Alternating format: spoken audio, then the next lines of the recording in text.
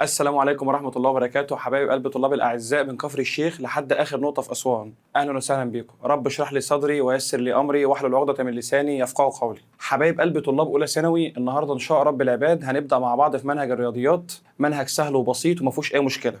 المنهج عندي بكل بساطة متقسم عندي لأربع أبواب، أول باب جبر، وتاني باب حساب مثلثات، وتالت باب ورابع باب بيتكلموا عن الهندسة. هنمشي مع بعض واحدة واحدة على قد ما نقدر، وهنحل تمارين كافية، وهنحل مع بعض تمارين كتاب المعاصر كلها، ولو اتبقى وقت ان شاء رب العباد وربنا ييسر هنحل مع بعض كتاب اخر باذن الله. طيب، هنبدا النهارده باذن الله في اول درس معايا، الا وهو مقدمه على الاعداد المركبه. بس قبل ما ابدا مقدمه على الاعداد المركبه، هيبقى في عندي شويه حاجات كده صغيره هبقى اعمل لكم فيديو بيها، تمام؟ زي حل معادله من الدرجه الثانيه في متغير واحد، وكم حاجه كده، كام تريكايه تاسيس كده عشان نفتكر مع بعض. طيب تعالوا نبدا ونسمي الله. درس النهارده بيتكلم عن حاجه اسمها مقدمه على الاعداد المركبه. بس قبل ما ادخل في الاعداد المركبه، اي حاجه او اي اعداد اخترعوها في الرياضه كان في او قابلتني مشكله او كان في سبب. ايه هو السبب بقى اللي عندي؟ قال لي لو انا جاي بحل معادله زي كده، جاي بقول لك س اس 2 زائد 1 بتساوي صفر، وجاي بقول لك س اس 2 ناقص 1 بتساوي صفر، وعايز احل دول، عايز احلهم في مجموعه الاعداد الحقيقيه بكل سهوله وبكل بساطه. هعمل ايه؟ هبدا بدي الاول، هروح اودي الواحد بعكس الاشاره، تبقى عندي السين تربيع بتساوي واحد، واروح اخد الجذر التربيعي. وما تنسوش الحركه اللي دايما كلنا بننساها، لما بحول التربيع لجذر تربيع بحط قبليه موجب وسالب، فهاجي اقول ان س بتساوي موجب او سالب الواحد، اهو يبقى موجب وسالب واحد، موجب او سالب جذر واحد اللي تطلع معايا موجب وسالب واحد. طب تعالوا بقى نبدا نحل هنا ونبدا نشتغل مع بعض بكل بساطه. لو انا بقول لك س تربيع زائد واحد بتساوي صفر وعايز احل، حاضر، يبقى س تربيع بتساوي، اودي الواحد بعكس الاشاره يبقى بتساوي سالب واحد، واروح اخد الجذر التربيعي للسالب واحد، يبقى س بتساوي موجب او سالب جذر السالب واحد. ها، كده بقى عندي مشكله، اصبح عندي جذر لعدد سالب، وطبعا جذر لعدد سالب في مجموعه الاعداد الحقيقيه الكلام ده ما ينفعش معايا نهائي. طب هعمل ايه؟ قال لي من هنا بداوا بقى يكتشفوا حاجه اسمها الاعداد التخيليه. ايه الاعداد الايه التخيليه؟ ايه الاعداد التخيليه دي؟ قال لك العدد التخيلي ده بكل بساطه هو العدد اللي مربعه بيساوي سالب واحد، مربعه بيساوي سالب واحد. العدد التخيلي ده انا برمز له يا حبايب قلبي بالرمز ت، فبالنسبه لي او ت اهو، ت بتساوي، قال لي ت تربيع بتساوي سالب واحد. يعني ايه ت تربيع بتساوي سالب واحد؟ قال لي العدد التخيلي ده هو العدد اللي مربعه بيساوي سالب واحد، يعني الت تربيع بالنسبه لي اصبحت بكام؟ بسالب واحد. يعني بكل بساطه كل ما هقابل سالب واحد هروح احط مكانها ت تربيع. وخلي بالكم ان العدد ده بالنسبه لي عدد تخيلي مش عدد حقيقي بكل بساطه. لو جيت عملت حاجه زي كده، قال لي س بتساوي موجب او سالب جذر السالب واحد، بكل بساطه هروح اشيل السالب واحد واروح احط مكانها ايه؟ التاء، او اروح احط مكانها التاء تربيع. قال لي اروح احط مكانها التاء تربيع، يبقى بتساوي قيمه السين بتساوي موجب او سالب جذر التاء تربيع، اللي هي تطلع معايا موجب او سالب، التربيع يضيع الجذر يبقى موجب او سالب تاء. يبقى يا عم الحاج يبقى السين في مجموعه الاعداد التخيليه طلعت بموجب او سالب ايه؟ تاء. ده كلام سهل وكلام بسيط وما فيهوش اي مشكله. لحد كده اظن ما فيهوش اي مشكله خالص. اعداد التخيليه، عرفت ان العدد التخيلي اللي هو رمزه ت، والت تربيع عند قيمتها بتساوي سالب واحد. تعال نتخانق في اللي بعده ونشوف الدنيا ماشيه ازاي. قال لي بعد كده بكل بساطه كده وبكل هدوء، في عندي شويه ملحوظات كده، بس قبل ما اخد شويه الملحوظات دول تعال نتخانق في كام تركايه كده صغيره. لو انا جيت عملت حاجه زي كده، جيت قلت ت، وعندي ت اس 2 وت اس 3 وت اس 4 وت أس 5 وت أس 6 وت أس 7 وأخيرا وليس آخرا ت أس 8. الت قيمتها ت زي ما هي، والت تربيع احنا لسه متخانقين من شوية وقلنا إن الت تربيع قيمتها سالب واحد. طب الت أس 3 لو أنا عايز أروح أفك الت أس 3 بكل بساطة، بص كده معايا، هروح أفكها ت تربيع في ت أس واحد، لأن أنا عندي قاعدة بتقول عند ضرب الأسات المتشابهة تجمع الإيه؟ الأسس. اصحى وركز معايا، هنا 2 وهنا 1 لما أجي أجمعهم يطلع ب3، يبقى لما أجي أفكها يبقى ت أس 2 في ت أس 1 ت أس 3. تعال نفكها بكل بساطة كده. الت تربيع لسه جايبها من فوق اللي هي بسالب واحد، في الت اللي هي قيمتها ت زي ما هي، سالب واحد في ت يبقى بسالب ت. كلام بسيط وكلام سهل. تعال فك الأخيرة معايا، ت أس 4. قال لي ت أس 4 أنا هروح أفكها ت أس 2 في ت أس 2. ت أس 2 في ت أس 2 الت تربيع اللي هي بسالب 1 في الت تربيع اللي هي بسالب 1 اللي هتطلع معايا بكام؟ بواحد. واحد تاني يجي يقول لي يا مستر مش هفك الت أس 4 ت أس 2 في ت أس 2، امال هتعمل ايه يا ابني؟ انا هروح افك الت أس 4 ت أس 3 في ت أس 1. ما هي ت أس 3 بسالب ت في ت أس 1 اللي هي بت سالب ت في ت بسالب ت تربيع، والت تربيع بسالب 1 هتطلع برضه نفس الكلام، تطلع معايا في الاخر بكام؟ بواحد. يبقى انا كده فكيت الت بت، وفكيت الت تربيع بسالب 1، وفكيت الت أس 3 بسالب ت، وفكيت الت أس 4 طلعت معايا بكام؟ بواحد. تعالوا هنا بقى افك الت أس 5. ت أس 5 هتبقى عباره عن ت أس 4 في ت أس 1. بص كده، ت أس 4 لسه جايبها من شويه اللي هي بواحد، في ت اللي هي بت، واحد في ت اللي هي تطلع معايا في الاخر بت. طب تعالى فك ت أس 6. ت أس 6 اللي هي عباره عن ت أس 5 في ت أس 1. وانت بتعمل كده لما احنا بنلعب يا مستر؟ تعال بس خليك معايا. الت أس 6 عباره عن ت أس 5 اللي هي بت في ت، قال لي يا عم الحاج اللي هي في ت. طيب ت في ت بت تربيع، والت تربيع تطلع معايا بسالب 1. طب تعالى كده عايز افك ت أس 7 اللي هي عباره عن ت أس 6 في ت أس 1. ت أس 6 لسه جايبه قيمتها بسالب 1 في ت، قال لي تطلع معايا بسالب ت. طب عايز افك ت أس 8 اللي هي عباره عن ت أس 7 في ت أس 1 اللي هي تطلع ت أس 7 اللي هي بسالب ت في ت، تطلع بسالب ت تربيع، والت تربيع احنا لسه قايلين من شويه ان قيمتها بسالب 1، سالب 1 في سالب يطلع في الاخر بكام؟ بواحد. انت عايز توصل لايه؟ ت سالب 1 سالب ت 1، ت سالب 1 سالب ت 1. طب اللي بعديها ت أس 9 ت سالب 1 سالب ت 1. إذا أنا كل 4 قيم أو كل ما بزود 4 قيم برجع أعيد القيمة من الأول. عشان كده يقول لك يا عم الحاج العدد التخيلي بيحب جدول الأربعة. جدول الأربعة قال لي بشتغل في العدد التخيلي، بيموت في جدول الأربعة العدد التخيلي. عشان كده بعد كل 4 قيم ببدا اعيد من الاول، ت أس 2 ت أس 3 ت أس 4 وهكذا وانا ماشي، ببدا وارجع اعيد من الاول تاني. اظن كلام سهل وكلام بسيط وما فيهوش اي مشكله. تعالوا نرجع مرجوعنا. طيب يجي الراجل المحترم ده اهو يجي يقول لي عايز افك اول حاجه مثلا، عايز افك او كل بيقول لي القوه الصحيحه للعدد ت تعطي احدى القيم الاتيه اللي هي ت وسالب 1 وسالب ت و1. اظن كلام سهل وكلام بسيط. طيب قال لي يا عم الحاج يجي يجيب لي بقى حاجه زي كده، يجي يقول لي ت أس 4 نون اللي هي عباره راح فكها ت أس 4 نون بتساوي شال الاربعه والنون يبقى طلعت في الاخر بواحد. بكل بساطه هو انا لما اجي اعمل حاجه زي كده اجي اقول ت أس 4 نون وعايز افكها، النون دي مهما كانت قيمتها، لو قيمتها بواحد يبقى 4 في 1 ب4، لو قيمتها باتنين يبقى 4 في 2 ب8، لو قيمتها ب3 يبقى 4 في 3 ب12، لو قيمتها ب4 يبقى 4 في 4 ب16. يبقى مهما كانت قيمة النون كده كده هتبقى من ضمن جدول الأربعة، فكده كده طايرة. ولما تروح تطير هيتبقى في الآخر ت أس صفر اللي تطلع معايا في الآخر بكام؟ بواحد، لأن أي حاجة أس صفر المفروض إن إحنا عارفين الكلام ده تطلع معايا في الآخر بكام؟ بواحد. طيب يجي يجيب لي حاجة زي كده، يجي يقول لي ت أس 4 نون زائد 1 وعايز افكها. هو انا عبيط اشيل الاربعه نون؟ ايوه يا عم صح والله. ما هو انت لما تشيل الاربعه نون يتبقى لك ت أس 1 اللي هي بت. سهل الدنيا على نفسك وبسط الامور. الامور بسيطه خالص، منهج اولى ثانوي، منهج شياكه. طيب تعال نلعب اكتر. يجي يقول لي ت أس 4 نون زائد 2 نفس الكلام، هروح اشيل الاربعه نون يتبقى لي ت تربيع، والت تربيع اهو ت أس 2 اللي هي في الاخر تطلع معايا بكام؟ بسالب 1. كلام سهل وكلام بسيط وما فيهوش اي مشكله وكلام سهل خالص. طيب تعالوا بقى نبدا النهارده او نبدا مع بعض نبدا نتخانق كده بكل بساطه في الجد بتاعنا او في بدايه الشغل بتاعتنا. العدد المركب. ايه العدد المركب ده؟ قال لك العدد المركب هو العدد الذي يمكن كتابته على الصوره أ زائد ب ت، حيث الألف وب عددان حقيقيان. اوعى تنسى ان الت تربيع بتساوي سالب 1. مش فاهم؟ قال لي العدد المركب ده من اسمه عدد مركب. عدد مركب بيتركب من ايه؟ لو جيت عملت لك مثلا حاجه زي كده، قال لك يا عم الحاج مثلا وليكن مثلا 4 زائد مثلا 5 تاء، ده هو بالنسبه لي يا اولاد بسميه عدد مركب. ليه بتسميه عدد مركب؟ قال لي بسميه عدد مركب لانه بيتركب من حاجتين، بيتركب من الاربعه اللي هو الجزء الحقيقي، وبيتركب معايا من سالب 5 ت اللي هو الجزء التخيلي. طب انا اعرف الحقيقي منين والتخيلي منين؟ الحقيقي ما فيهوش ت والتخيلي فيه ت. كلام بسيط وكلام سهل خالص. يبقى العدد المركب، وطبعا الصوره العامه ليه اللي هي أ زائد باء تاء، او الف زائد ب تاء اهو. دي الصوره العامه للعدد المركب. يبقى العدد المركب يجي يقول لي 4 زائد 5 ده كلام سهل وكلام بسيط وكلام ما فيهوش اي مشكله. احنا لحد الان عمالين بنفرد الامور ونبسطها بكل بساطه ولسه ما دخلناش في المسائل بتاعتنا. طيب تعال نلعب اكتر. يجي يقول لي حاجه زي كده مثلا، يجي يقول لي مثلا 2 زائد 5 عدد مركب.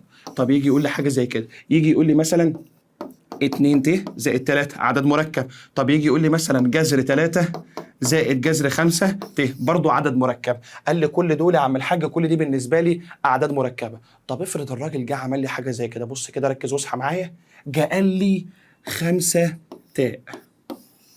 5 تاء، استنى يا عم، انت اتفقت معايا من شويه ان التاء ده عدد تخيلي، يبقى ده بالنسبه لي عدد تخيلي. كلامك صح، محدش يقول لك غلط، وفي نفس الوقت عدد مركب. ازاي يا عم؟ ازاي يبقى عدد تخيلي وعدد مركب في نفس الوقت؟ قال لي ده عدد تخيلي لان فيه تاء. طب عدد مركب، مش انت اتفقت معايا سير ان العدد المركب يا مستر العدد المركب بيتكون من جزء حقيقي وجزء تخيلي؟ ايوه. قال لي طب ما هنا جزء تخيلي بس. ايوه، ما هو الجزء الحقيقي بتاعه بصفر. قال لي يبقى هنا ده اقدر اقول عليه عدد تخيلي واقدر اقول عليه عدد مركب. طب بص كده، لو انا عملت حاجه زي كده، التلاتة اظن دي ما فيهاش كلام بقى، ده عدد حقيقي وفي نفس الوقت برضه اقول عليه عدد مركب. ازاي يا عم؟ قال لي يا عم الحاج، ما هو ده بالنسبه لي عدد حقيقي، والجزء التخيلي بتاعه اللي هو بصفر او بصفر فالجزء التخيلي بتاعه بالنسبه لي اللي هو صفر. يبقى العدد ده ينفع اقول عليه عدد حقيقي وفي نفس الوقت ينفع اقول عليه عدد ايه؟ تخيلي. شبه كوبايه الشاي بتحط فيها السكر، في حد بيجي يشرب كوبايه الشاي بيلاقي السكر موجود، خلاص السكر ده هو تأثيره موجود لكن هو فعليا مش ظاهر قدامي. ده كلام سهل وكلام بسيط وما فيهوش أي مشكلة. تعالوا بقى نبدأ في مسائلنا النهاردة ونبدأ نشوف الدنيا فيها إيه والأمور ماشية إزاي. يجي يجيب لي مثال زي كده معايا النهارده، يجي يقول لي اوجد مجموعة الحل لكل من المعادلتين الآتيتين في مجموعة الأعداد المركبة. مجموعة الأعداد المركبة 2 س أس 2 زائد 18 بيساوي صفر. قال لي يا عم الحاج 2 س أس 2 زائد 18 بيساوي صفر. بس قبل ما ادخل في المعادلة دي وقبل ما ابدأ اشتغل، لو انا جيت عملت حاجة زي كده، جيت قلت لك انا عايز افك جذر الأربعة، جذر الأربعة يطلع بكام؟ بسيطة يا عم، 2. طب لو انا عايز افك مثلا جذر ال 25، لو عايز افك جذر ال 25 يطلع معايا بكام؟ ب5. طب افرض انا بقى جيت عايز افك حاجه زي كده، جيت بقول لك انا عايز افك جذر السالب 4. فك السالب 4، ايه ده يا سير؟ يجي يعمل لي حاجه زي كده. لو انا عايز افك الجذر السالب 4 بكل بساطه زي ما قلنا من شويه، جذر 4 2. انما الجذر السالب 4 ده حد عنده اعتراض لو انا رحت عملتها جذر 4 في سالب 1؟ اقسم بالله ما عندي اي اعتراض، ما هو 4 في سالب 1 يبقى بسالب 4. ده كلام سهل وكلام بسيط. طيب لو انا رحت فكيتها بقى، طب بص كده هوزع الجذر تبقى عباره عن جذر الاربعه في جذر السالب 1. اقسم بالله كلامك 10 على 10 يا مستر، ولا في اي مشكله. يبقى جذر الاربعه في جذر السالب 1 بكل بساطه. طيب جذر الاربعه 2، طب جذر السالب 1، ما احنا اتفقنا من شويه ان انا اقدر اشيل بالنسبه لي السالب 1 واحط مكانه تاء تربيع بكل بساطه. الجذر يضيع التربيع يبقى لي تاء، يبقى 2 في تاء ب2 تاء. نلعب اكتر. يجي يعمل لي حاجه زي كده، يجي يقول لي راجل محترم عايز اروح افك وليكن مثلا جذر سالب 25 وعايز اروح افك اهو بكل بساطه. يبقى عباره عن جذر 25 في جذر سالب 1. معايا؟ واروح افك جذر 25 ب5. طب في جذر السالب 1، ما هو السالب 1 ده اللي هو بتاء تربيع والجذر يضيع التربيع يبقى 5 في تاء ب5 تاء. يبقى خلاصه الكلام. لو جاب لك حاجه زي كده، جه قال لك جذر سالب 4 وعايزك تشتغل اهو، بجيب جذر الاربعه 2 واحط مكان السالب تاء يبقى 2 تاء. طب جذر السالب 25، قال لي جذر السالب 25 جذر 25 5 واحط مكان السالب 1 احط مكانها تاء يبقى 5 تاء. طب نلعب اكتر. لو راح جاب لي حاجه زي كده، بص كده بكل بساطه، لو جه قال لي مثلا جذر سالب 3، استنى يا عم، الاربعه كان لها جذر وال25 لها جذر، طب السالب 3 دي هروح افكها ازاي؟ بكل بساطه الثلاثه مالهاش جذر ولا تزعل نفسك، هسيبها تحت الجذر زي ما هي واطلع التاء بره يبقى جذر 3 تاء. طب بص كده، لو انا عملت حاجه زي كده، جيت قلت لك جذر السالب 7 اهو يا عم الحاج، يبقى جذر السبعه لان السبعه مالهاش جذر احط التاء بره الجذر مكان السالب 1. يبقى كده انا رحت فكيتها على طول. تعالوا بقى نرجع للمسائل بتاعتنا ونشوف الامور ماشيه ازاي. مسائل سهله وبسيطه وما فيهاش اي مشكله. نلعب اكتر. يجي الراجل المحترم يقول لي وجد مجموعه حل في مجموعه الاعداد المركبه ل 2 س اس 2 زائد 18 بيساوي صفر. اظن كي جي 2. تعالى بص كده، كل اللي هعمله 2 س تربيع زائد 18 بيساوي صفر. هروح اودي ال 18 بعكس الايه؟ الاشاره. يبقى 2 س تربيع بيساوي سالب 18. اقسم هنا على الاثنين واقسم هنا على الاثنين، يبقى الس تربيع بتساوي سالب 18 على 2 يبقى سالب 9. لحد كده في مشكله؟ مستر ده س تربيع بتساوي سالب 9 يا مستر. بص انا مجموعه الحل فاي. اهدى كده، اهدى شويه. اعداد مركبه يا باشا، مش عايزها في مجموعه الاعداد الحقيقيه. بكل بساطه س تربيع بتساوي سالب 9، يبقى س بتساوي موجب او سالب جذر السالب 9. لسه متخانقين فيها ما كملناش 3 دقايق. بص كده، بص. يبقى موجب او سالب جذر السالب 9، جذر التسعه 3 والسالب احط مكانه تاء، يبقى في الاخر تطلع معايا موجب او سالب 3 تاء. هو عايز مجموعه الحل، يبقى مجموعه الحل بالنسبه لي اللي هي تطلع 3 تاء وسالب 3 تاء. طبعا ممكن اكتبها موجب او سالب 3 تاء او 3 تاء وسالب 3 تاء، اللي انت عايزه. كلام سهل وكلام بسيط وما فيهوش اي مشكله خالص. تعالوا نلعب اكتر. يقول لي برضو عايز مجموعه الحل للمعادله دي س اس 2 زائد س زائد 1. مستر معادله تربيعيه أس بتاعها 2 في متغير واحد. قال لي يا عم الحاج معادلة من الدرجة الثانية في متغير واحد ولا يهمنا يا مستر. قدامك حل من 2، يا إما هتروح تفك بطريقة التحليل، يا إما هلجأ لحبيبي وصديقي القانون العام. تروح تفك عددين يتضربوا ببعض يديني واحد، يتجمعوا على بعض يديني واحد، لو قعدت من هنا للصبح. قال لي يبقى ساعتها هضطر الجا معايا للقانون العام بكل بساطه. القانون العام يبقى تعالى نفتكر مع بعض. هطلع الالف اللي هو معامل السين تربيع، السين تربيع قدامها واحد، واروح اطلع الباء اللي هو معامل السين، الرقم اللي قدام السين اللي هو قدام ب بيساوي واحد، واروح اطلع الجيم اللي هو الحد المطلق، الرقم اللي لوحده اللي هو واحد. قال لي يبقى الالف بالنسبه لي بواحد والباء بواحد والجيم بواحد، واروح اعوض في القانون العام. لو تفتكروا معايا القانون العام كان بيقول ايه؟ قال لي كان بيقول سالب ب موجب او سالب جذر كبير ب تربيع ناقص 4 الف ج على 2 الف. تاني سالب ب موجب او سالب جذر كبير ب تربيع ناقص 4 الف ج على 2 الف. بص كده سالب ب موجب او سالب جذر كبير ب تربيع ناقص 4 ألف ج على 2 ألف، وتروح تعوض بكل بساطة. أهو سالب ب، هروح أعوض يا عم الحاج، كلام سهل وكلام بسيط. سالب ب عينيا أهو، بص كده سالب ب يبقى سالب واحد موجب أو سالب جذر كبير ب تربيع، الب بكام؟ بواحد، واحد تربيع بواحد ناقص 4 في ألف في ج. بالله عليك يا شيخ، بالله عليك يا شيخة، لما تيجي تجيب ده هاتها كده لوحدها على جنب. 4 في ألف في ج يا مستر ده سهلة، ما أنا عارف هي هنا سهلة إنما بعد كده مش تبقى سهلة. 4 في ألف في ج، 4 في واحد ب4 في واحد بكام؟ ب4. قال لي يا عم الحاج يبقى تطلع معايا ب4 لحد كده على 2 ألف، لحد كده في مشكلة؟ على 2 ألف يعني 2 في 1 بكام؟ ب2، واروح اكمل عادي خالص ما عنديش اي مشكلة. يبقى سالب واحد موجب او سالب جذر 1 ناقص 4 3 يا مستر. عيب عليك انت في اولى ثانوي. 1 ناقص 4 تطلع معايا بسالب 3 على كام؟ على 2. قال لي يا عم الحاج واروح اكمل عادي خالص. ايه ده يا عم؟ ده في جذر سالب. ما احنا خلاص بقى خلصنا بقى، انا شغال في الاعداد المركبه اهو. بص يبقى سالب واحد موجب او سالب جذر الثلاثه مالهاش جذر تربيع، يبقى جذر 3 وحط الت بره اهو على كام؟ على الاثنين.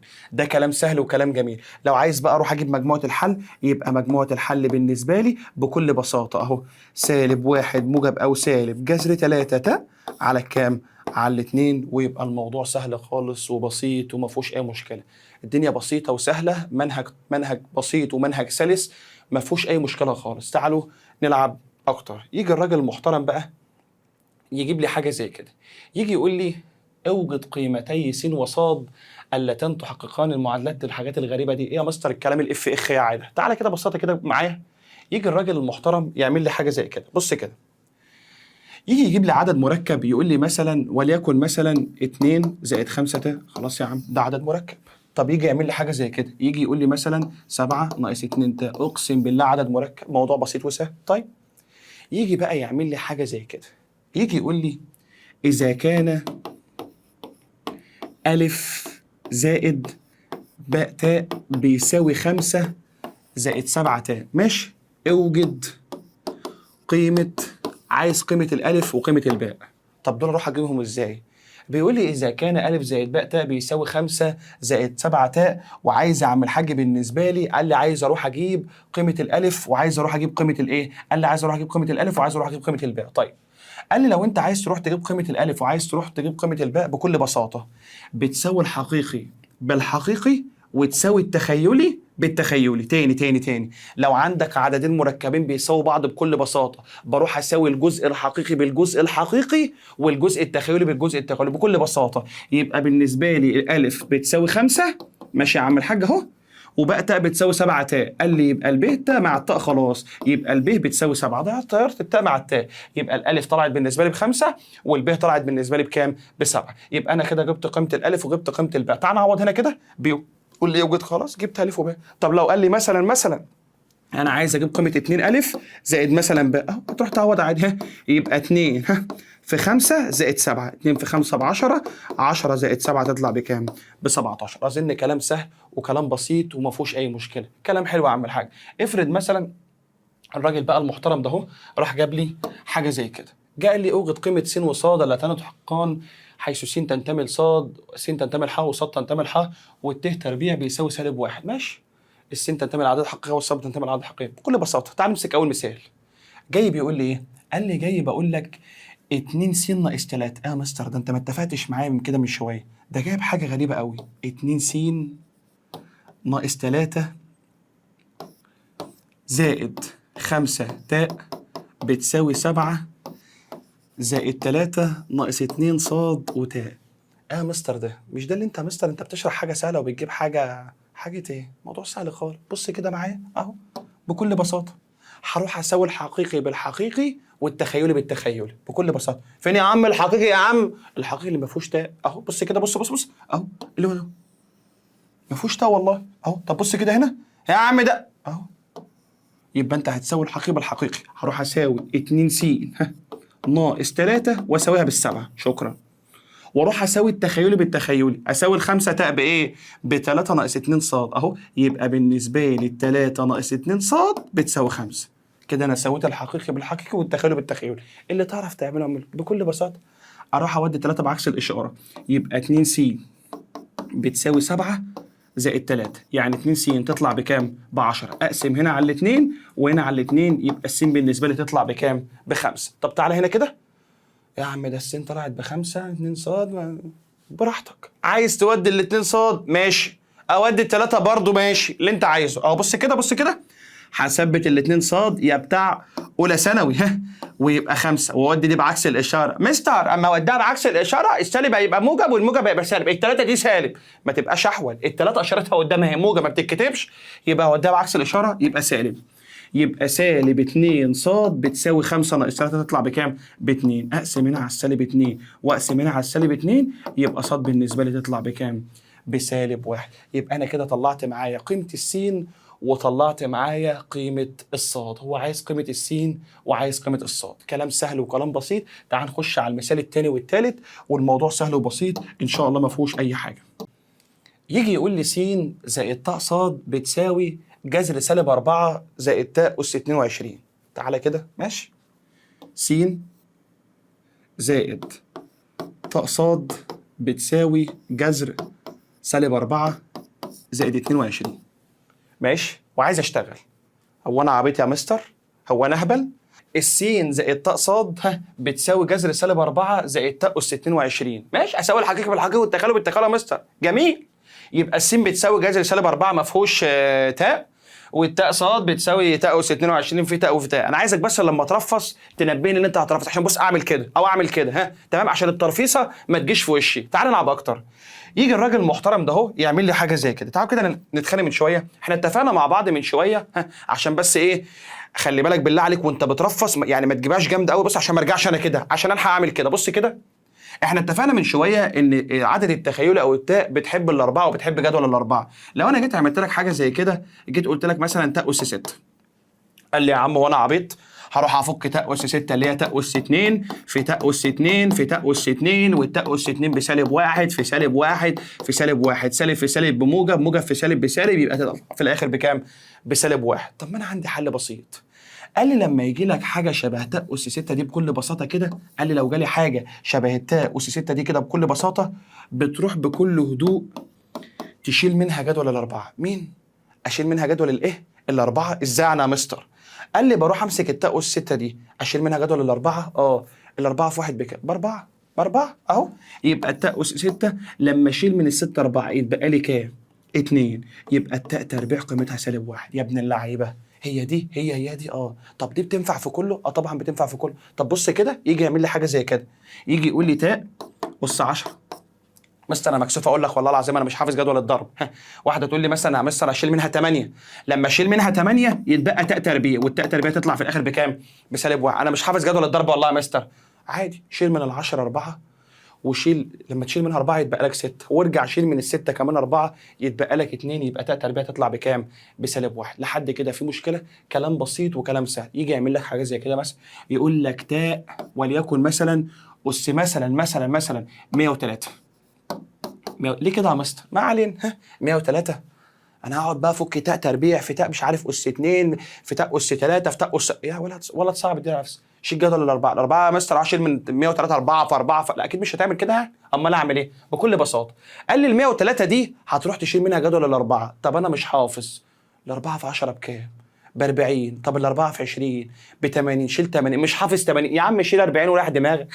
لما اروح اشيل منها 40، جدول الاربعه 4 في 10 ب40، اشيل منها 40 يتبقى معايا 63، وارجع اشيل كمان من ال 63 40 يتبقى معايا 23. طب ارجع اشيل من ال 23 كام؟ قال لي شيل من ال 23 مش الاربعه في 5 ب 20، شيل منها ال 20. لما اشيل ال 20 يتبقى لي تاء اس 3، وتاء اس 3 احنا لسه فاكرها من شويه. لو عايز افكها يبقى ت تربيع في ت، اللي هي ت تربيع -1 في ت، اللي هي تطلع في الاخر بكام؟ ت. ان شاء الله بقى يجيب لي ت اس 20 مليون. طيب ده كلام بسيط وكلام سهل وما فيهوش اي مشكله. حلو، يبقى الموضوع ده بسيط وسهل. طب تعالوا كده مثال اخير عشان اروح اخش على جزء تاني. بص كده، لو جه قال لي مثلا تاء اس 8، انا عبيط يا مستر عشان هشيل من 8 8 ماشي. لما اشيل من 8 8 يا مستر يتبقى لي تاء اس 1. يا ابني قلت لك ما ترفصش عشان بتيجي في وشي مره واحده.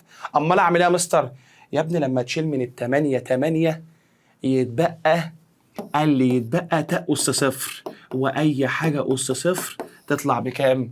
بواحد. معايا لحد كده؟ قال لي اي رقم طبعا بعد 0 اس 0، قال لي اي رقم اس 0 يطلع معايا في الاخر بكام؟ بواحد. طب بص كده، يجي يقول لي تاء اس 16. ماشي يا عم، تاء اس 16 قال لي هروح اشيل ال 16 لان الاربعه في 4 ب 16 يتبقى لي تاء اس 0، والتاء اس 0 اللي هتطلع معايا في الاخر بكام؟ قال لي بواحد. ده كلام جميل وكلام سهل وما فيهوش اي مشكله. تعالوا نلعب في حته صغيره تاني. طيب يجي يعمل لي حاجه زي كده، يجي يقول لي تاء أس -9. طيب أنا عبيط أروح أحط على ال9 مش عارف تحط إيه يا ابني؟ بالراحة، في عندك مشكلة صغيرة كده، أو عندك مشكلة صغيرة. إيه هي؟ قال لي تاء أس -9 دي، ال9 اللي موجودة عندي دي مشكلتها إن الإشارة بتاعتها سالب. سالب طب أنا الإشارة بتاعتها سالب، أعمل إيه يا مستر؟ بكل بساطة وبكل هدوء، موضوع سهل خالص. بص كده، قال لي تاء أس -9. بص، مش ده سالب؟ مش دي مقامها 1؟ بكل هدوء هتروح تحط الواحد فوق وتنزل التاء تحت، -9 بقت 9. شكرا.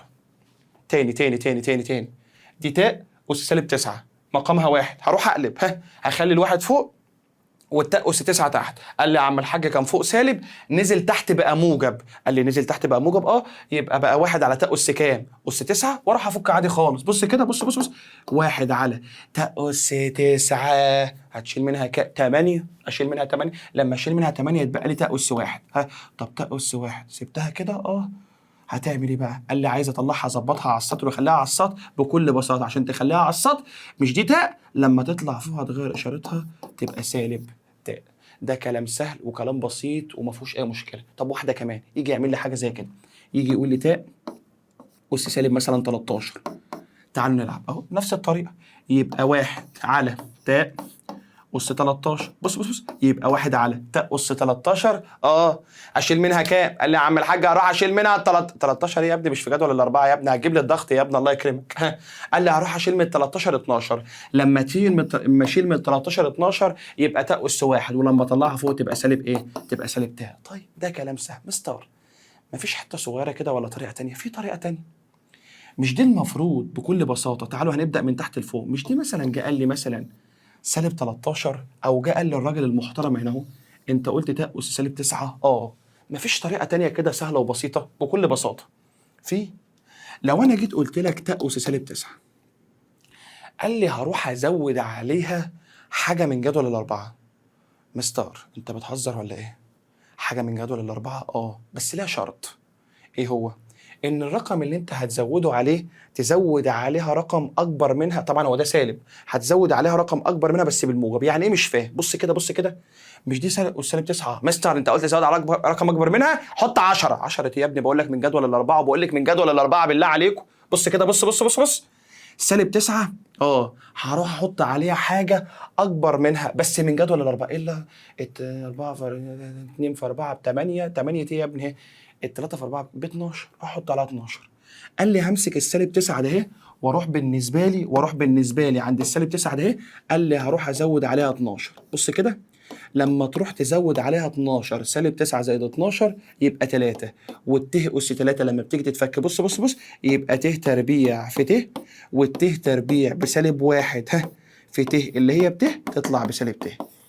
يا ابن اللعيبه، يبقى هي عايز تحل كده ماشي، عايز تحل كده شغال. طب تعالى بص بص بص، تعالى تحت هنا كده، بص كده اهو، ت اس سالب 13 هروح ازود عليها حاجه، ازود عليها 12 يا مستر. يا ابني عايز حاجه اكبر منها، انت ممكن تزود عليها 12 ترجع تطلع لك سالب 1 ترجع تزود تاني، بس عايزين ناخدها مره واحده. زود عليها 16، ما هو الاربعه في 4 ب 16، لما اروح ازود عليها 16 13 يا مستر يبقى 3. إيه لسه فاككها والله. يبقى الت اس 3 اللي هتطلع في الاخر بكام؟ بسالب ت. سبحان الله. قال لي عم الحاج تطلع معايا بسالب ت شبه اختها. عايز تحل كده ماشي، عايز تحل كده برضه شغال وماشي، ما عنديش اي مشكله خالص. طيب قال لي يا عم الحاج تعالى بقى نرجع مرجون.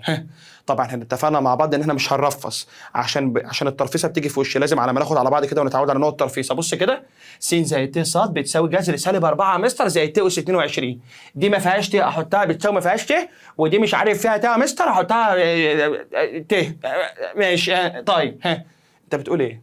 بكل بساطه بص بص بص بص، هروح احط السين زي ما هي بكل بساطه. بص، س زائد ت ص بكل بساطه. الجنب ده كده تحسه ملعبك، فكه كده بالراحه. اتفقنا من شويه لو انا عايز اروح افك جذر سالب 4، بص كده هتطلع جذر 4 المفروض في جذر سالب 1، بعدها تاني اهو، وجذر دي في الاخر هتطير معايا تطلع معايا بت، وجذر 4 2 يبقى 2 ت. بص بص بص، سبحان الله، مش دي اللي انت كنت بتقول عليها من شويه حقيقي؟ يبقى دي لما اجي افكها يبقى فكتها 2 ت زائد. تعال نفك هنا كده، ت اس 22. المستر قال لي شيل منها جدول الاربعه، هروح اشيل منها 20. لما في شيل منها 20 يتبقى لي ت اس 2، والت تربيع اللي هي بالنسبه لك بكام؟ قال لي بالنسبه لي اللي هي بسالب 1.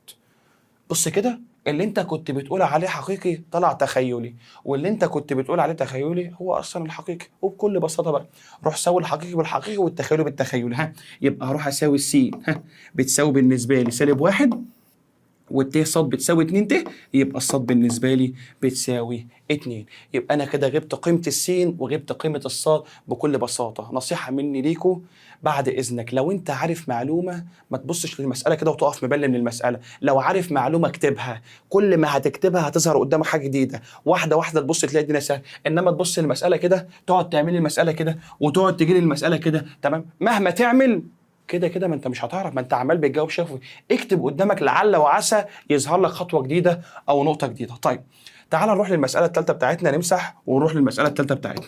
يجي يقول لي س ناقص 3 ص زائد 2 س زائد ص ت بيساوي 6 زائد 5 ت. ما فيهاش اي مشكله، كل اللي هعمله هتساوي الحقيقي بالحقيقي وهساوي التخيلي بالتخيلي بكل بساطه. يبقى س ناقص 3 ص هساويها ب6 حقيقي بحقيقي، واساوي التخيلي بالتخيلي 2 س زائد ص بتساوي 5. طيب ده كلام جميل وكلام سهل وما فيهوش اي مشكله. تعال نحل. احل يا مستر؟ ده انا عندي هنا رمزين مجهولين وعندي هنا مجهولين، اعمل ايه؟ قدامك حل من اتنين، يا تروح تحط المعادلتين تحت بعض وتحل باللي انت عايزه، حذف او تعويض، بالطريقه تحطهم تحت بعض، او تروح تحط المعادلتين تحت بعض وتحل يا عم الحاج بطريقه الحذف وتشتغل، يا اما تاخد من واحده وتعوض في الثانيه. اخد من واحده واعوض في الثانيه؟ يعني ايه يا مستر اخد من واحده واعوض في الثانيه؟ بكل بساطه هاجي هنا واخلي مثلا وليكن السين في ناحيه لوحدها اهو عشان رايح دماغي، يبقى السين بتساوي 6، دي هوديها بعكس الاشاره، لما تروح بعكس الاشاره يبقى زائد 3 ص. يعني ايه؟ يعني كل س هتقابلك قال لي كل س هتروح تقابلك هتشيلها وتحط مكانها 6 زائد 3 ص. بص كده، بص 2 س يبقى 6 زائد 3 ص. اوعى تنسى الاثنين، يبقى حط الاثنين زي ما هي في س. قال لي يبقى في 6 زائد 3 ص. انا عوضت عن قيمه السين زائد ص، كل ده بيساوي 5. بكل بساطه تروح تضرب 2 في 6 هتطلع ب 12 زائد، طبعا في ناس بتضرب الاثنين في 6 والثلاثه دي بطاطا ايه؟ هضرب 2 في 6 ب 12 و2 في 3 ص اللي هي تطلع بكام؟ ب 6 ص زائد قال لي يا عم الحاج زائد الصاد تطلع معايا بالنسبه تطلع بتساوي كام؟ 5 زي ما هو قال لي هنا. وتروح بقى تجمع اللي شبه بعضه مع بعض، اللي شبه بعضه مع بعضه بكل بساطه. بص كده، بص اهو. قال لي هروح اجمع 6 صاد وصاد يبقى 12 زائد 7 صاد، كل ده بيساوي كام؟ 5. معادله عاديه، اودي ال 12 بعكس الاشاره، يبقى ال7 صاد هتساوي 5 ناقص 12. يبقى ال7 صاد الاقي واحد بيقول لي 5 ناقص 12 تطلع ب7. قال لي يا عم الحاج 5 ناقص 12 اللي هي بسالب 7. بص كده، اقسم هنا على ال7 وهنا على ال7، يبقى الصاد تطلع قيمتها في الاخر معايا بكام؟ بسالب 1. جبت قيمه الصاد، اروح اعوض هنا واجيب قيمه السين. بص كده، يبقى السين بتساوي 6 زائد 3 صاد، يعني 3 في سالب 1. يبقى بص 6 زائد 3 في سالب 1 يبقى سالب 3، اللي هتطلع في الاخر بكام؟ ب3. يبقى انا كده طلعت له قيمه السين وقيمه الصاد. اظن الموضوع سهل وبسيط وما فيهوش اي مشكله. تعالوا نلعب في جزئيه اخرى ونشوف الامور ماشيه ازاي. طيب صلوا بقى على النبي. يجي الراجل المحترم بقى يبدا يلعب معايا في الاعداد المركبه. الاعداد المركبه يا اولاد على قد ما هي سهله وبسيطه بس لازم تخلي بالك منها، وخصوصا من صيغه السؤال. تعال نلعب. يجي يعمل لي حاجه زي كده، يجي يقول لي وليكن 2 زائد 3 تاء زائد 4 زائد 2 تاء، وعايز اشتغل ماشي. ويجي يعمل لي حاجه زي كده، يجي يقول لي 5 زائد 3 تاء ناقص 2 زائد 4 تاء، وعايز اشتغل. ايه يا عم الحاج اللي انت جايبه ده؟ قال لك هنا جايب لك عددين مركبين وبيقول لك اجمعهم لي، وجايب لك هنا عددين مركبين وبيقول لك اطرحهم لي. بكل بساطه ولا الهوا، كل اللي هعمله بص هروح اجمع الحقيقي مع الحقيقي وهجمع التخيلي مع التخيلي. بص كده، الحقيقي مع الحقيقي 2 زائد 4 حقيقي وحقيقي يبقى ب6، 3 زائد 2 يبقى 5 تاء. بس الموضوع خلص، كلمة ونص الموضوع خلص. هجمع الاثنين مع الأربعة تطلع ب6، والثلاثة تاء مع الاثنين تاء تطلع بكام؟ ب5 تاء. ده كلام سهل وكلام بسيط. طيب تعالى هنا، بيقول لي 5 زائد 3 تاء ناقص 2 زائد 4 تاء. سالب يا مستر، سالب يا مستر، ناقص اطرح يا مستر من بعض. بكل بساطة بدل ما تروح، في ناس بتروح تدي السالب هنا للاثنين وتنسى توديه للأربعة، فبكل بساطة بص هعمل ايه؟ هنزل الأول زي ما هو، يعني 5 زائد 3 تاء، وهدخل السالب ده هنا هخليه موجب وهوزعه على جوه. هنا 2 احط لها سالب تبقى سالب 2، وهنا 4 تاء احط لها سالب تبقى سالب 4 تاء. يبقى انت كل اللي انت عملته انت رحت حولتيها لموجب ووزعت السالب جوه. سالب في 2 بسالب 2، سالب في 4 تاء بسالب 4 تاء، واروح اشتغل الشغل العادي خالص بسيط وسهل وما فيهوش اي مشكله. بص كده، بص 5 ناقص 2 يبقى 3، 3 تاء ناقص 4 تاء 7 تاء يا مستر، انت في اولى ثانوي عيب. 3 تاء ناقص 4 تاء يبقى سالب 1 تاء، يبقى تطلع معايا في الاخر بكام؟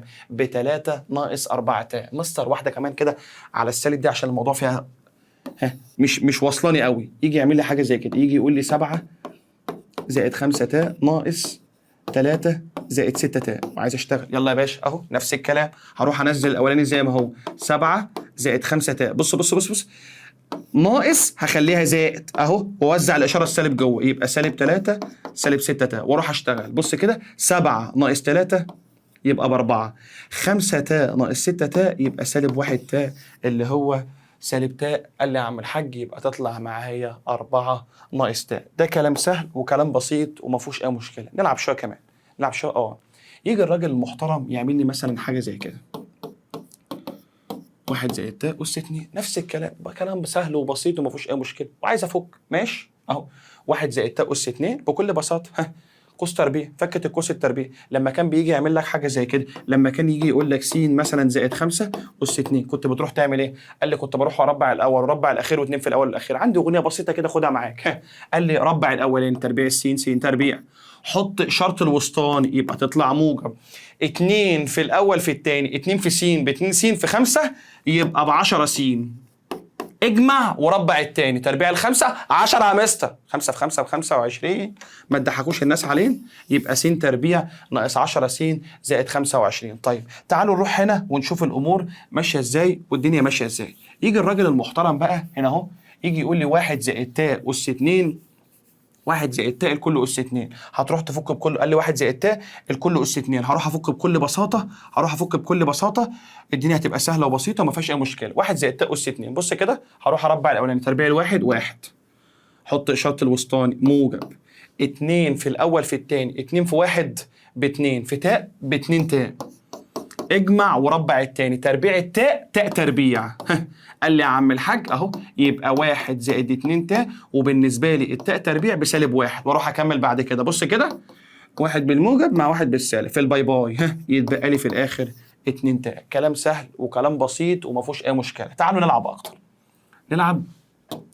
يجي الراجل المحترم بقى يجيب لي 3 زائد 7 تاء اس مش عارف 13 وزائد 5 ناقص 9 تاء، وايه يا مستر ده؟ بكل بساطه وبكل سهوله، الموضوع سهل خالص وما فيهوش اي مشكله. تعال ناخد الاولى دي بكل بساطه، نظبطها بس الاول. في تاء اس 13 ظبطها الاول، بص كده اهو، يبقى 3 زائد 7 تاء اس 13. احنا اتفقنا بقى ان ال 13 هروح اشيل منها 12، لما تروح تشيل منها 12 يتبقى كام؟ 1. طبعا الواحد ما بيتكتبش، يبقى 3 زائد 7 تاء اللي هي اس 1 زائد 5 ناقص 9 تاء اهو، اروح احطها زي ما هي، يبقى 5 ناقص 9 تاء واروح اجمع 3 و5 8، 7 تاء ناقص 9 تاء اللي هي تطلع معايا سالب 2 تاء، يبقى 8 ناقص 2 تاء. اظن كلام سهل وكلام خايب ما فيهوش اي مشكله. تعالوا هنا هروح افك بكل بساطه. مستر ده حقيقي وده تخيلي، انما ده حقيقي وده مش حقيقي. يقول لي حقيقي ومش حقيقي. تعال بكل بساطه اهو، بص كده 2 زي ما هي ناقص جذر سالب 16 بكل بساطة، جذر السالب 16 يبقى جذر ال 16 4 والتاء والسالب بحطه تاء في الآخر. بص بص بص، يبقى دي 2 ناقص 4 تاء أهو، ناقص 5 ناقص تاء. فك عادي خالص بكل بساطه، ما عندكش اي مشكله خالص. بص كده، بص بص بص بص اهو، ناقص، استنى يا عم الحاج، طالما عندي ناقص هروح اشيلها واحولها لزائد. بص كده تبقى 2 ناقص 4 تاء زائد قال لي واروح اغير اشاره اللي جوه سالب 5 زائد تاء، واروح اجمع يا عم الحاج واشتغل. بص كده 2 وسالب 5 يبقى سالب 3، قال لي 2 وسالب 5 يبقى سالب 3، سالب 4 تاء وتاء، قال لي سالب 4 وتاء وتاء يبقى سالب 3 تاء، يبقى طلعت معايا سالب 3 ناقص 3 تاء. كلام سهل وكلام بسيط وما فيهوش اي مشكله. تعالوا برضو شويه تمارين اضافيه كده نشوف الامور فيها ايه والدنيا ماشيه ازاي. تعالى كده كلام بسيط وكلام سهل. يجي يعمل لي حاجه زي كده، ايه يا عم ده؟ جايب لي بقى قوسين مضروبين في بعض، قوسين مضروبين في بعض.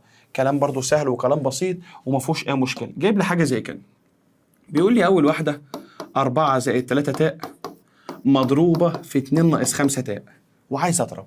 يا مستر ده قوسين مضروبين في بعض، ماشي ولا يهمني، كلام سهل وبسيط. بص كده بكل بساطه هتروح تعمل ايه؟ هتروح تاخد الاربعه تضربها مره هنا وتضربها مره هنا اهو. بص كده، بص بص بص اهو، 4 في 2 ب8. طب 4 في سالب 5 تاء، 4 في سالب 5 يبقى سالب 20 تاء. طب بص كده بص كده بص كده، قال لي يا عم الحاج هضرب دي مرة هنا ومرة هنا، 3 تاء في 2 يبقى ب6 تاء، ماشي. طب 3 تاء في سالب 5 موجب في سالب بسالب، 3 في 5 ب15، وتاء في تاء بتاء تربيع. لحد كده كلام سهل وكلام بسيط وما فيهوش اي مشكله. نلعب اكتر. يقول لي 8 ناقص 20 تاء زائد 6 تاء. تعال نظبط دي، التاء تربيع قيمتها بالنسبه لي بسالب 1، سالب 1 في سالب 15 بموجب 15، وتجمع الحقيقي مع الحقيقي والتخيلي مع التخيلي. بص كده هروح اجمع 8 و15 يبقى 23، خلاص خلصنا من الحقيقي. طب التخيلي سالب 20 تاء و6 تاء يتبقى معايا في الآخر سالب 14 تاء، يبقى 23 ناقص 14 تاء. أظن بسيطة وسهلة وما فيهاش أي مشكلة. مستر ما فهمتش، روح عيد اللقطة دي تاني. طب مستر ما فهمتش، عيد اللقطة تاني. طب يا مستر ما فهمتش، تعال معايا هنا واحدة كمان اهي. بص بص مثال كمان اهو، بص بكل بساطة. تعالى هنا كده، جاي بيقول لي 5 ناقص 2 تاء في 5 زائد 2 تاء. مستر انا هتعب نفسي بقى، اخد الخمسه اضربها مره هنا ومره هنا، واخد الاثنين تاء والاثنين تاء، واخد الخمسه واخد الاثنين تاء اضربها مره هنا ومره هنا. بكل بساطه انت لما كان بيجي لك قبل كده يجي يعمل لك حاجه زي كده، بص كده معايا. قال لي يا عم الحاج لما كان بيجي يعمل لي حاجه كده، يجي يقول لي مثلا يا عم الحاج انا عايز اضرب قوسين شبه بعض في بعض بس باشاره مخالفه. فاكر كنت بتضرب ازاي؟ تعال افكرك. الاول في الاول س في س، قال لي س في س بس تربيع، ها الاشاره في الاشاره، موجب في سالب بسالب، 5 في 5 ب 25، يبقى س تربيع ناقص كام؟ قال لي ناقص 25. على نفس النمط او على نفس المنوال هروح اشتغل هنا. بص كده بكل بساطه، قال لي يا عم الحاج هروح اضرب، بص كده هروح اضرب 5 قوسين شبه بعض باشاره مخالفه، يبقى اول اشاره في اشاره، تاني في تاني. بص كده معايا، ها 5 ناقص 2 تاء في 5 زائد 2 تاء، 5 في 5 ب 25، سالب في موجب بسالب، 2 تاء في 2 تاء، قال لي يبقى بتطلع ب4 تاء تربيع. تعال نكمل، ها يبقى 25 التاء تربيع بسالب 1، سالب 1 في سالب 4 يبقى تطلع بموجب 4، اللي هي تطلع معايا بكام؟ قال لي اللي هي تطلع معايا ب 29. ها يبقى 25 زائد 4 تطلع معايا بكام؟ ب 29. تعال نروح لجزئية تانية. ها بيقول لي 3 زائد 2 تاء أس 2، ها قال لي يا عم الحاج 3 زائد 2 تاء أس 2 أهو، 3 زائد 2 تاء الكل أس 2. عايز أفك، أظن قوس تربيعي سهل خالص وبسيط. الأغنية بتاعتنا ربع الأولاني حط إشارة الوسطاني، 2 في الأول في التاني اجمع وربع تاني. إيه أولاني وتاني ووسطاني. بص ربع الأولاني تربيع 3 9، حط اشاره الوسطاني، اشاره الوسطاني. تعال بس نغير اللون عشان ايه يبقى الموضوع بالنسبه لنا سهل. قال لي يا عم الحاج هربع الاولاني اهو، تعالى كده تربيع الاولاني تربيع 3 9، حط اشاره الوسطاني موجب 2 في الاول في الثاني، 2 في 3 ب 6، 6 في 2 ت ب 12 ت اهو، اجمع وربع التاني، اربع التاني اروح اربع الاثنين تاء، ها 2 تاء يبقى تربيعها 4 تاء تربيع، الاثنين تربيعها 4 والتاء تربيعها تاء تربيع. تعال نكمل، يبقى 9 زائد 12 تاء. تعال نظبط دي، التاء تربيع بسالب 1 في 4 يبقى بسالب 4، واروح اكمل 9 ناقص 4 يبقى 5، 5 زائد 12 تاء. يبقى قال لي يا عم الحاج يبقى طلعت بالنسبه لي 5 زائد 12 تاء. لحد كده ها كلام سهل وكلام بسيط وما فيهوش اي مشكله. تعالوا بقى نروح لاختنا المساله الاخيره دي اللي في ناس هتستصعبها وتبدا تشوف الدنيا ماشيه ازاي والامور ماشيه ازاي. يجي يقول لي بقى 1 ناقص تاء اس 4. قال لي يا عم الحاج 1 ناقص تاء اس 4، عايز افك. طب القوس التربيع ربع الاولاني حط اشاره الوسطاني، 2 في الاول في الثاني، اصحى معايا يا بتنجاني اللي انت بتقوله ده. قص 4 افكه ازاي؟ مستر انا بصراحه اكبر من القوس التربيع ما بعرفش افك. طب ما هو ده اصلا خليه قوس تربيع. ازاي يا مستر؟ هو انا لو جيت قلت لك حاجه زي كده، بص كده بص كده، لو انا رحت قلت لك 2 اس 2 الكل اس 3، المفروض اللي فوق بيدي اللي تحت على دماغه، بيديله على دماغه يعني بيضربه. بص كده تبقى 2 و2 في 3 ب6. شكرا. طب انا لو عايز بص بص بص بص واحده كمان، يجي يقول لي مثلا 3 اس 2 الكل اس 5. طب بص كده بص بص بص يبقى 3 2 في 5 ب 10 اهو. شكرا. طب انا لو عايز اروح ارجعها لاصلها تاني، ارجعها لاصلها تاني 2 اس 6 دي ما هي عباره عن 2 اس 2، 2 في كام ب6 ب3، يبقى 2 اس 2 الكل اس 3. طب بص كده لو جه قال لي 3 اس 10 او 3 اس 10، ما هي عباره عن 3 أس 2 الكل أس 5، ما هو 2 في 5 ب 10. إيه ده إيه ده إيه ده إيه ده؟ ومن هنا أقدر أقول إن 1 ناقص تاء أس 4 اللي هي عبارة عن 1 ناقص تاء أس 2 الكل أس 2. تاني تاني تاني تاني تاني، واحد ما هو 2 في 2 بكام؟ ب4. طب انا يا مستر هفك دي ازاي؟ بكل هدوء، القص اللي بره زي ما هو باشا برنس زي ما هو، روح فك اللي جوه. مش ده واحد ناقص ده اس 2، خدت فكه القوس التربيع، ها اروح اربع الاولاني تربيع الواحد واحد، احط اشاره الوسطاني سالب 2 في الاول في الثاني، 2 في واحد ب2 في تاء ب2 تاء، اجمع وربع الثاني تربيع التاء تاء تربيع. قال لي يا عم الحاج تاء تربيع، ها واحده واحده على مهل اهو، يبقى واحد ناقص 2 تاء، والتاء تربيع بسالب واحد الكل اس 2. تعال نكمل اهو، واحد ناقص 2 تاء ناقص واحد، واحد بالموجب مع واحد بالسالب، يتبقى لي سالب 2 تاء الكل اس 2. بص كده، سالب 2 تاء الكل اس 2. ها تعال ربع بقى عادي خالص، التربيع هيضيع السالب، 2 تربيع ب4 والتاء بتاء تربيع، وطبعا السالب راح فين؟ ما هو ده تربيع وضيع السالب، طبعا التاء تربيع بسالب واحد، سالب واحد في 4 تطلع معايا في الاخر بسالب 4. كلام سهل وكلام بسيط ومفهوش أي مشكلة خالص. ها لحد كده، ها في أي مشكلة؟ تعالوا بقى نتكلم عن جزئية كده في الدرس الأولاني معانا، ألا وهي العددان المترافقان. إيه العددان المترافقان دول؟ قال لي يا عم الحاج بكل بساطة بيديني عدد ويطلب المرافق بتاعه، يديني عدد ويطلب المرافق بتاعه. قال لي عشان اجيب مرافق اي عدد، اي لو العدد مثلا او العدد المركب على الصوره الف زائد باء تاء، يبقى المرافق بتاعه على الصوره الف ناقص باء تاء. ايه يا عم الحاج اللي انت كاتبه ده؟ يعني ايه؟ تعالى يا مستر اديني مثال بسيط كده وفهمني الدنيا ماشيه ازاي والامور ماشيه ازاي عشان انا مش فاهم. لو انا جيت قلت لك حاجه زي كده، جيت قلت لك 3 زائد وليكن مثلا 2 تاء وعايز اجيب المرافق، قال لي المرافق عشان اجيبه بروح اغير اشاره العدد التخيلي، بروح اغير اشاره العدد التخيلي. يعني هغير اشاره دي لما يجي يقول لي 3 زائد 2 تاء، يبقى المرافق بتاعها 3 ناقص 2 تاء، ما بغيرش اشاره الحقيقي، انا بروح اغير اشاره التخيلي، دي موجب بتاعت اشاره التخيلي تبقى سالب، يبقى انا بروح عشان اغير اشاره او عشان اجيب العدد التخيلي، قال لي يا عم الحاج او عشان اجيب المرافق بروح اغير اشاره العدد التخيلي. طيب جاي بيقول لي هنا 3 زائد 4 تاء، بص لو عايز تجيب المرافق بتاعه، قال لي يبقى المرافق بتاعه 3 وغير اشاره التخيل، هنا كانت موجب خلاها هنا سالب، يبقى قال لي المرافق بتاعه بغير اشاره الجزء التخيلي او العدد التخيلي. طيب قال لي لو انا عايز اجيب مرافق العدد 2 تاء ناقص 5، قال لي مرافق العدد 2 تاء ناقص 5 هو سالب 2 تاء زائد 5. عامل ايه؟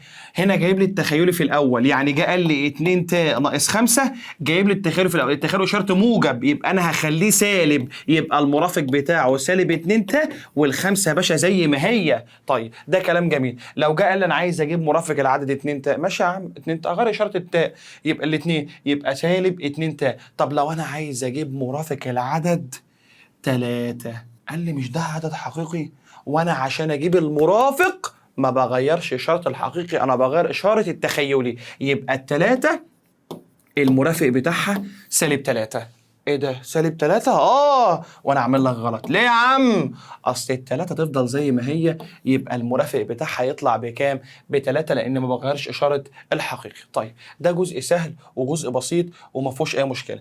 قال لي مجموع العددين المترافقين دايما عدد حقيقي وحاصل ضربهم بيكون عدد حقيقي. مش فاهم؟ تعالى كده بكل بساطه معايا، اجي اعمل لك حاجه زي كده. بص كده، اجي اقول لك مثلا 2 زائد 3 تاء، ماشي، المرافق بتاعه، قال لي لو عايز اروح اجيب المرافق بتاعه يبقى المرافق بتاعه 2 ناقص 3 تاء، 2 ناقص 3 تاء، وعايز اشتغل. قال لي لو انا عايز اروح اجيب، قال لي لو انا عايز اروح اجمعهم، تعال نجمعهم كده، عايز اروح اجمع 2 زائد 3 تاء زائد 2 ناقص 3 تاء بكل بساطه. بص بجمع 2 في 2 زائد 2 ب4، ماشي، 3 تاء و6 تاء، واحده بالموجب واحده بالسالب، يبقى الناتج بتاعي طلع معايا بكام؟ ب4. يبقى لو بجمع عدد مركب زائد عدد مركب، قال لي بيديني في الاخر عدد حقيقي. طب حاصل ضربهم، تعال نجرب كده. لو انا بضرب 2 زائد 3 تاء في 2 ناقص 3 تاء، استنى قوسين شبه بعض، قال لي باشاره مخالفه 2 في 2 ب4، موجب في سالب بسالب، 3 تاء في 3 تاء، 3 في 3 ب9، وتاء في تاء بتاء تربيع.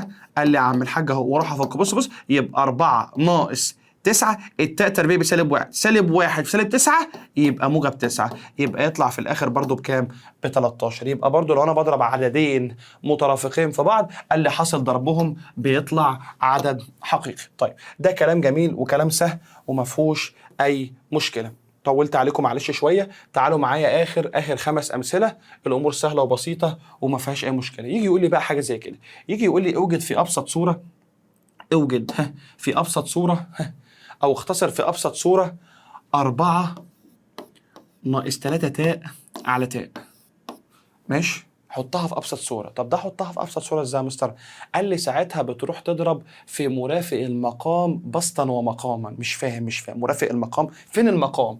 المقام عندي تاء، طب المرافق بتاعه مرافق التاء بغير اشاره التخيل يبقى سالب تاء، يبقى انا هروح اضرب قال لي هروح اضرب في سالب تاء على سالب تاء. ما هو انت لما تضرب في سالب تاء على سالب تاء، ما هو الرقم على نفس الرقم بيديني في الاخر واحد، يبقى ما زعلتنيش في حاجه. يبقى لما اضرب رقم على نفس كاني ضربت في واحد. قال لي عايز اضرب 4 ناقص 3 تاء، هضربها على تاء، هضربها في سالب تاء على ايه؟ على سالب تاء، واروح اضرب ضرب العادي خالص. بص كده، بص هروح اضربها هضرب المقام الاول عشان سهل. موجب في سالب بسالب، تاء في تاء بتاء تربيع، والتاء تربيع قال لي يا عم الحاج بسالب واحد على مهلنا خالص، واحده واحده. طب دي قال لي بكل بساطه اهو دي قوس هروح اضرب 4 في سالب تاء بسالب 4 تاء، سهل الدنيا على نفسك. سالب 3 تاء في سالب تاء، سالب في سالب بموجب، و3 في 1 ب3، وتاء في تاء بتاء تربيع. قال لي يا عم الحاج وتاء في تاء بتاء تربيع واروح اكمل. تعالى كده بص سالب في سالب بموجب خلاص واحد. مش عايز اكتب الواحد يا عم الحاج، خلاص ما تكتبوش مش لازم. قال لي يا عم الحاج طالما مش عايز اكتب الواحد خلاص ما تكتبوش، تعالى نلعب اكتر قال لي يا عم الحاج بكل بساطه خلاص كده المقام بالنسبه لي شكرا. طب تعالى البسط، يبقى سالب 4 تاء التاء تربيع بسالب 1 في 3 يبقى سالب 3، يبقى سالب 4 تاء سالب 3. يبقى أنا كده طلعت أو اختصرت كده، أنا جبتها في أبسط صورة. كلام سهل وكلام بسيط وما فيهوش أي مشكلة. تعالوا نروح للمسألة الثانية أهو. 10 على 3 زائد تاء، هروح اضرب يا عم الحاج نفس الكلام في مرافق المقام بسطا ومقاما. المرافق اللي هو 3 ناقص تاء على المرافق اللي هو 3 ناقص تاء. تعال نضرب المقام عشان المقام بيبقى سهل، قوسين شبه بعض باشاره مخالفه. بكل بساطه هروح اضرب اول اشاره في اشاره، تاني في تاني، 3 في 3 ب9 موجب في سالب بسالب، وتاء في تاء بتاء تربيع، والتاء تربيع بسالب 1 يبقى موجب 1. اظن كلام سهل وكلام جميل. 9 و1 كام؟ 10. هروح يا مستر اضرب ال10 دي في 3 ناقص تاء. طب ما تطول بالك شويه، خليها 10 مضروبه في 3 ناقص تاء. بص كده، بص هتبص تلاقي 9 و1 10، وفوق 10 في 3 ناقص تاء اهو. ال10 بترمى على 10 يتبقى لك في الاخر 3 ناقص ايه؟ 3 ناقص تاء. ده كلام سهل وكلام بسيط وما فيهوش اي مشكله. تعالوا نمسح ونخش على المثال الثالث.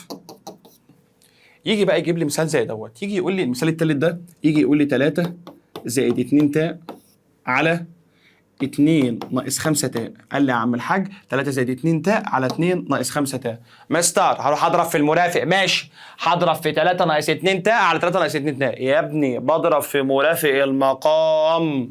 قال لي هروح اضرب في مرافق المقام. بص كده، يعني هضرب في 2 زائد 5 تاء على 2 زائد 5 تاء، واروح اضرب واشتغل شغل العادي خالص. بص كده، تعالى المقام قوسين شبه بعض بس باشاره مخالفه اهو، بسيط. 2 في 2 ب4، سالب في موجب بسالب، 5 في 5 ب25، وتاء في تاء بتاء تربيع، والتاء تربيع بسالب 1، سالب في سالب يطلع موجب اهو.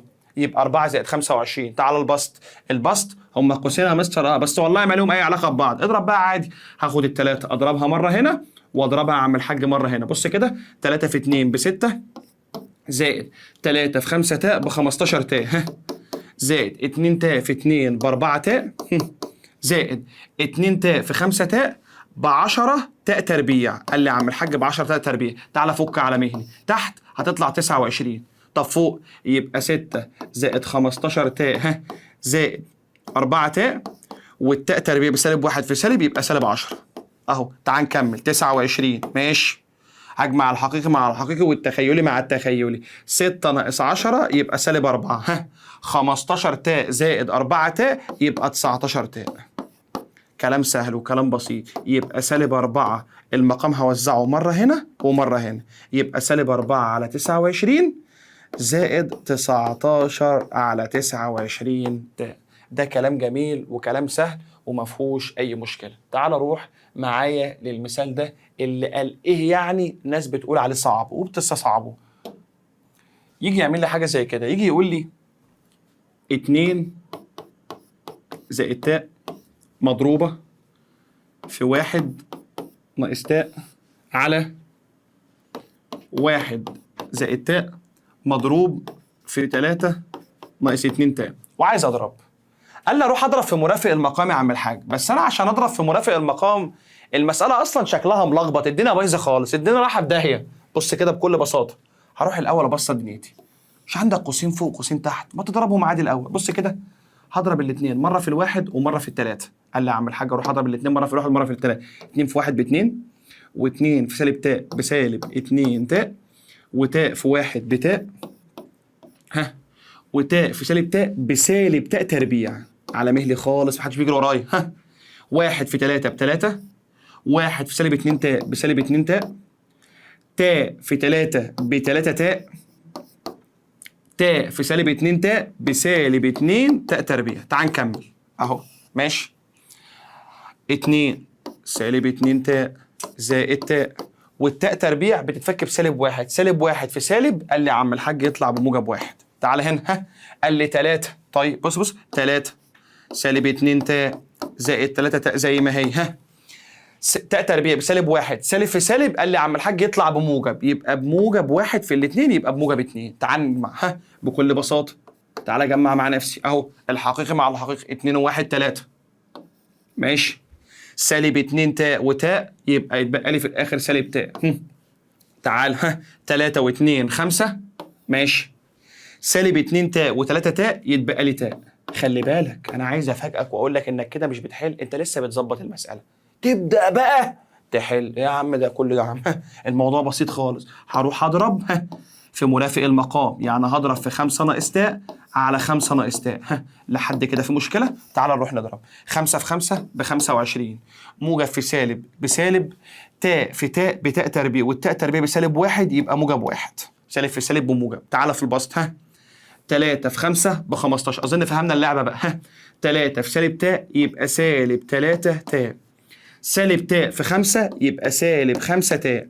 طب سالب تاء في سالب تاء يبقى موجب تاء تربيع، والتاء تربيع بسالب 1 أهو. تعال نكمل. ها، تحت 26. طب هنا 15 ناقص 1 14، سالب 3 تاء وسالب 5 تاء يبقى سالب 8 تاء. وطبعا البسط المقام بروح اوزعه مره هنا واروح اوزعه مره هنا، يبقى 14 على 26 ناقص 8 على 26 تاء. آلة حاسبة يا باشا، على الاثنين قال لي يا عم الحاج فيها 7، على الاثنين فيها 13. آلتك الحاسبة الجميلة، ناقص على الاثنين فيها 4 على الاثنين فيها 13 تاء، يبقى 7 على 13 ناقص 4 على 13 تاء. كلام سهل وكلام بسيط وما فيهوش أي مشكلة. أخيرا تعالوا آخر مثال معايا في حصة النهاردة. بيقول لي إذا كانت السين بتساوي 7 ناقص 2 تاء، والصاد بتساوي 13 ناقص تاء على 4 زائد تاء. أول حاجة عايز يثبت إن س وصاد مترافقان، يعني واحد فيهم التاء بتاعته موجبة وواحد سالبة. طب أنا عشان أعرف أجيب إذا كان السين وصاد مترافقان، قال لي أول حاجة لازم بالنسبة لي أروح أظبطها الأول. أظبطها هروح أجيب قيمة السين. السين اللي هي 7 ناقص تاء على 2 ناقص تاء. بكل بساطة هروح أضرب في مرافق المقام بسطا ومقاما، يعني هضرب في 2 زائد تاء على 2 زائد تاء، واروح أفك عادي خالص. اتفقنا هنضرب المقام الأول، 2 في 2 ب4. ماشي، ها، موجب في سالب بسالب، وتاء في تاء بتاء تربيع بسالب 1، التاء تربيع بسالب 1 في سالب يبقى موجب 1. أظن بسيطة. ها، تعال نضرب البسط. 7 هضربها مرة هنا، قوسين مختلفين، 7 في 2 ب14، 7 في تاء ب7 تاء، ها، سالب تاء في 2 بسالب 2 تاء، سالب تاء في تاء بسالب تاء تربيع، والتاء تربيع بسالب 1 في سالب يبقى موجب 1. تعال نكمل. تحت 5 وفوق، ها، 14 1 15. ماشي، 7 تاء ناقص 2 تاء يبقى 5 تاء. تطلع مسألتي في الآخر هوزع الخمسة هنا مرة وهنا مرة، تبقى تطلع المفروض 15 على 5 يبقى فيها التلاتة 5 تاء على 5، يتبقى في الآخر تاء. ما انت لو خدتها قلت 15 على 5 زائد 5 على 5 تاء، هي بكل بساطة 15 على 5 فيها التلاتة، 5 على 5 يبقى 3 زائد تاء. يبقى أنا كده فكيت السين. طيب، على واحد بيقول لي مستر هروح اكتب له قيمه الصاد على طول. يا ابني بيقول لك اثبت ان هم مترافقان. عشان اقدر اثبت ان هم مترافقان قال لي بكل فكيت السي. ماشي، ما هو مستر، ما هو طالما مترافقان يبقى دي موجب سالب. يا ابني بيقول لك اثبت، مش بيقول لك هم اصلا مترافقان. قال لي هروح افك الصاد. بص كده، اروح افك الصاد. يبقى الصاد بالنسبه لي بكل بساطه الصاد اللي هي ب 13 ناقص تاء على 4 زائد تاء. هروح اضرب في مرافق المقام بسطا ومقاما. هروح اضرب في مرافق المقام بسطا ومقاما، يعني هضرب في 4 ناقص تاء على 4 ناقص تاء. واروح اشتغل اعمل حاجه. 4 في 4 ب 16. موجب في سالب بسالب، تاء في تاء بتاء تربيع بسالب 1، يبقى خليها كام؟ موجب 1. تعال نضرب البسط.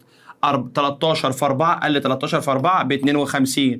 طب 13 في سالب تاء بسالب 13 تاء. طب سالب تاء في 4 بسالب 4 تاء.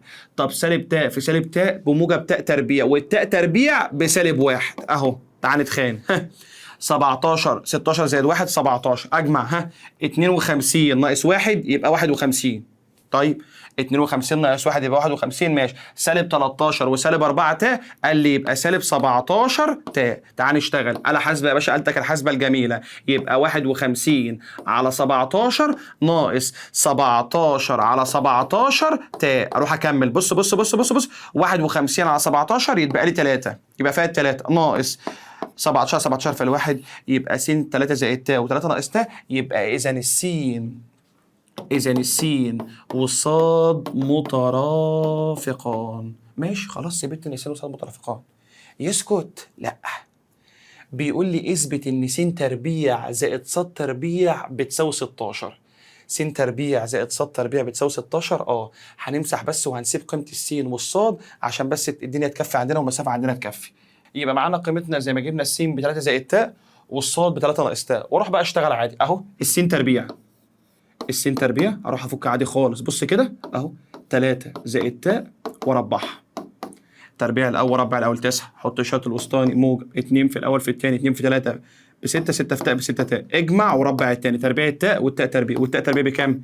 بسالب 1 زي ما اتفقنا من شويه. تعالى اعمل حاجه اجيب قيمتها. يبقى 9 زائد 6 تاء ناقص 1. 9 ناقص 1 يبقى 8 زائد 6 تاء. كده انا جبت قيمه السين او السين تربيع. تعالى اجيب قيمه الصاد تربيع. ما هو بيقول لي اثبت ان س تربيع زائد صاد تربيع بيساوي 16. هو اللي عايزهم. الصاد تربيع اللي هي 3 ناقص تاء الكل تربيع. 3 تربيع بتسعة. الشرط اللي في النص سالب ربع الاولاني. حط الشرط الوسطاني 2 في الاول في الثاني 2 في 3 ب 6 في تاء ب 6 تاء. اجمع وربع الثاني. تربيع التاء تاء تربيع والتاء تربيع بسالب 1. نفس الكلام. يبقى 9 ناقص 6 تاء ناقص 1. 9 ناقص 1 8 ناقص 6 تاء. واروح اجمعهم. عايزني بقى اجمع السين تربيع والصاد تربيع. اروح اجمع القيمتين دول مع بعض. بصوا كده معايا. بصوا كده اهو. يبقى 8 زائد 6 تاء اهو. 8 زائد 6 تاء زائد 8 ناقص 6 تاء. واروح اجمعهم مع بعض. 8 و8 16. مش هتطلع كده يا مستر. ياض ما هو سالب 6 تاء وموجب 6 تاء وسالب 6 تاء طاروا مع بعض يديني في الاخر الناتج معايا ب 16. الدرس الاول عارف ان هو طويل شويه عليكم، بس الامور سهله وبسيطه ما فيهاش اي مشكله. لو محتاج اي حاجه هتراسلني، هتلاقيني معاك 24 ساعه، وكل اللي انت محتاجه هتلاقيه موجود، والرقم هتلاقيه موجود عندك تحت. اجتهد واعمل اللي عليك. وفق الله كل من سعى. واشوفكم ان شاء الله فيديو جاي، والسلام عليكم ورحمه الله وبركاته.